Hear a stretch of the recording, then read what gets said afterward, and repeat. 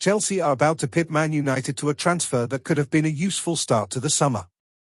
In the height of the Glazer-run days at Manchester United, the club used to make lots of mistakes in the transfer window. The Jadon Sancho transfer pursuit is perhaps the most obvious, considering what transpired after it. United thought they'd done due diligence on a player who simply didn't fit in on or off the pitch at Old Trafford. Others, like signing Alexis Sanchez on eye-watering wages, splurging more than £80 million on Antony, and the infamous Paul Pogba Pogback deal, all spring to mind. This summer's window could hardly be more important.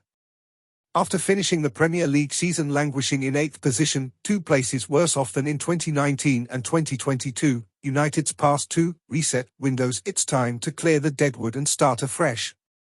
Of course, United cannot sell everyone, and even clearing the decks enough to feel the squad has been sufficiently rejuvenated is a risk in the current financial climate. Ralph Rangnick famously said more than 2 years ago that United needed to sign 8 to 10 players, but such a prospect isn't feasible in the world of financial fair play. United simply wouldn't be able to sign enough new recruits to replace those sold, all the while adhering to the Premier League's strict profit and sustainability rules, PSR. They could have helped themselves this summer, however, by snapping up Fulham defender Jadon Sancho on a free transfer. Chelsea are now reported to be close to agreeing long-term deal for the 26-year-old, subject to a medical. It's claimed Sancho, a former Manchester City Academy graduate, is keen on playing in Europe next season, with United and Newcastle the clubs set to miss out on his services, having registered interest.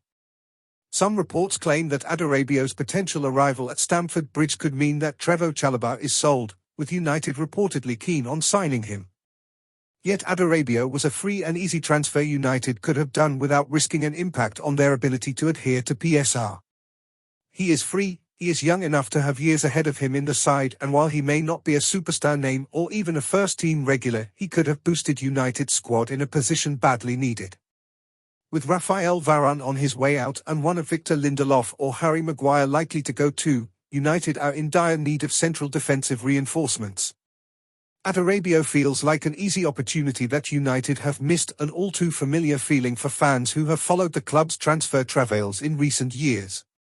Of course, there is a huge amount of time left in the transfer window for United to make the right moves. They must avoid drawn-out sagas, paying overblown wages and overpaying for transfer fees, 3 unfortunate hallmarks of the club's business in the Glazer era. Sancho would have a quick deal, on reasonable wages, and wouldn't have cost a penny in fees.